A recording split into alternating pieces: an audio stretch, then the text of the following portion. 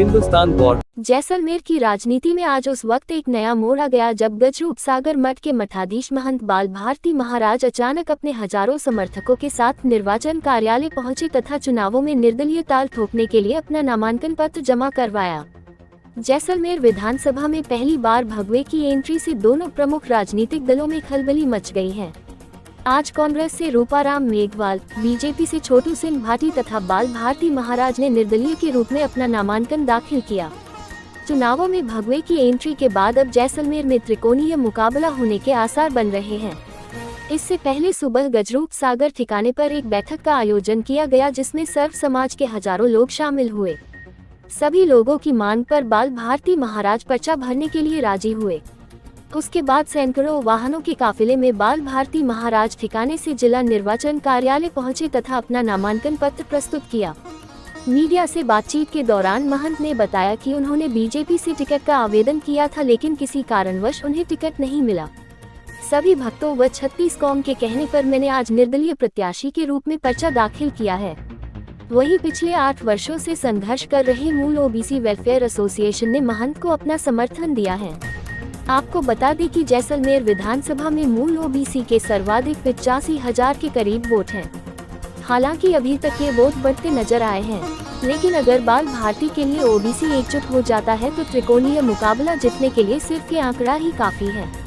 बहरहाल महंत के नामांकन से जैसलमेर की राजनीति गर्मा गई है। चाहे कांग्रेस हो या बीजेपी, दोनों खेमों में खलबली मच गई है। अंदर खाने बात ये भी आ रही है कि दोनों दलों में जिनकी टिकटें कटी हैं वो लोग भी बाल भारती का समर्थन कर रहे हैं। हालांकि राजनीति का ऊंट किस करवट बैठेगा ये तो समय के गर्भ में है, पर मठाधीश ने जैसलमेर की राजनीति में भूचाल खड़ा कर दिया है।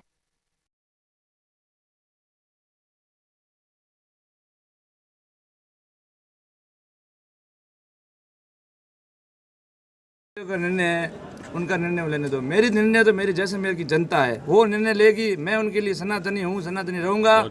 मैं जैसलमेर के लिए ये काम करूँगा, 36 कौम के लोगों को साथ में लेके चलने का काम करूँगा। मैं जैसलमेर के लोगों को ये कहना चाहता हूँ, आप मेरे ऊपर एक बार भरोसा करो, एक संत के ऊपर भरोसा करो। ये संत आपके लिए सेवा करने के लिए आया। मैंने मेरा घर त्यागा आप सब लोगों के लिए सेवा करने के लिए। मेरी परिवार मेरा, मैं कह रहा हूँ, मैं तो फक्कड़ हूँ, मेरे पास कुछ नहीं। मेरी परिवार, मेरे निर्णय लेने वाली जैसलमेर की जनता है। वो जो निर्णय लेगी मैं उनसे बाहर नहीं जाऊंगा। जैसलमेर की जनता कहेगी मैं वो करने के लिए तैयार हूँ। ठीक है। अमान पूरे लोगों ने ये कहा है कि आप चुनाव लड़ो, हम सब आपके साथ है, आपको कोई दिक्कत नहीं आएगी। 1% आप चुनाव लड़ो। कौन सी पार्टी से टिकट मांग रहे थे आप? मैंने बीजेपी से टिकट मांगी थी, भारतीय जनता पार्टी से टिकट नहीं दी। पार्टी जिसको दिया अच्छी बात है, पार्टी का निर्णय है। मेरा तो निर्णय शुरू से ये था, 36 कौम ने मुझे पहले भी कहा था, आज भी 36 कौम कह रही है। 36 कौम के हाथ है मेरा निर्णय। बाप जी, आपको लगता नहीं कि आपके डिसीजन से कहीं ना कहीं बीजेपी को नुकसान होगा? देखो, ये जनता का काम है। मेरे लिए जनता मेरा परिवार है, मेरा कोई परिवार नहीं। मैं तो एक संत हूँ, सन्यासी हूँ। मेरा जैसलमेर की जनता पूरा परिवार है और मेरा परिवार जो निर्णय लेगा, मुझे परिवार कहेंगे कि बाप जी अब ये करना है, तो बाप जी जैसलमेर की जनता से कहीं बाहर नहीं जाएंगे और जैसलमेर की जनता के बीच में रहूँगा। बाप जी, किन मुद्दों पर इलेक्शन लड़ेंगे आप? देखो, जैसलमेर के लिए 12 महीना धंधा होना चाहिए। सीजन है टूरिस्ट का, 6 महीना, उसके बाद खेती, नहर का पानी। मेरे युवा साथी कई बेटे जो बेरोजगार है, मुद्दा करते हैं, बातें करते हैं, नेता कुछ करते हैं, उनके लिए कुछ नहीं है। मैं इन सबको विश्वास दिलाता हूँ एक संत के नाते। आप मेरे ऊपर विश्वास करो, विश्वास पे खरा उतरूंगा। मैं एक संत हूँ, मुझे मेरे लिए नहीं करना, आप सबके लिए करना है। बीजेपी और कांग्रेस दोनों सिंबल पे लड़ रही है, आप निर्दलीय लड़ रहे हैं। कितना कड़ा मुकाबला लगता है इन दोनों के बीच में आपको? देखो, मैं तो जैसलमेर की जनता के ऊपर हूँ। मेरा मुकाबला जैसलमेर जनता करेगी, मैं अकेला नहीं करने वाला हूँ। मैं तो एक संत हूँ, मेरे पास कोई ताकत नहीं है। मेरा मुकाबला करने वाली जैसलमेर की जनता है। मुझे जो जैसलमेर की जनता कहेगी मैं वो काम करूँगा। क्या लगता है आपको, क्या रहेगा इस बार इलेक्शन में? ये तो जैसलमेर की जनता तय करने वाले है, आपको पता चल जाएगा। क्या कहेंगे इस बार? था कि इस बार बाल भारती जी महाराज को बीजेपी टिकट दे या कांग्रेस टिकट दे, मूल ओबीसी को किसी पार्टी ने टिकट दिया नहीं। फिर जैसलमेर की सब समाजों ने, सब धर्म ने हमको कहा कि आप बाप जी को खड़ा करो, हम उनके साथ हैं, इसलिए हमने बाप जी को मैदान में उतारा है। क्या लगता है कि मुकाबला किस तरीके से होगा? मुकाबला कुछ भी नहीं है। जहाँ मूल ओबीसी है, जहाँ सर्व समाज है, वहाँ जीत है। कहीं भी बातें मूल करें, ओबीसी कोई क्या करे, कितनी हम संख्या में सब जैसे आपके साथ हैं। 85,000 वोट है मूल ओबीसी के। आपको कह रहा हूँ तो लोगों ने इसके साथ भी आम जनता है हमारे साथ में, मूल ओबीसी अकेले नहीं है, 36 कौम हमारे साथ में। क्या आपको विश्वास में लगता है कि नॉमिनेशन ड्रॉप नहीं होगा?